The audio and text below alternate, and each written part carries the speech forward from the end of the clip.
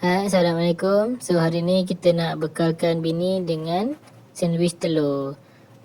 Jom kita buat. Okey, pertama sekali kita basuh telur. Lepas tu kita rebuskan telur ni sampai dia betul-betul masak lah. Dan kita dah kupas kulit dia. Kita boleh masukkan mayonis. Masukkan secukupnya. Lepas tu kita masukkan gula. Lepas tu masukkan garam. Lepas tu masukkan serbuk lada sulah. Okey.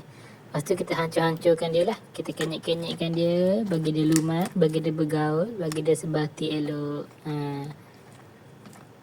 Kacau-kacau. Gaul-gaul. Penyek-penyek. Bila dah elok macam ni. Sediakan roti. Kita sapukan kita punya inti tadi. Letak banyak-banyak. Tak ada masalah. Buat sendiri, jangan kedekut. Nah, kita rata-ratakan dia. Bagi penuh-penuh. Bila dah elok, kapuhkan dengan satu lagi keping roti. Kita potongkan dua.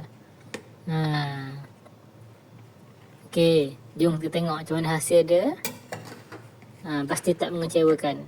Ya, barulah Syah nak makan. Inti banyak, tak kena scam.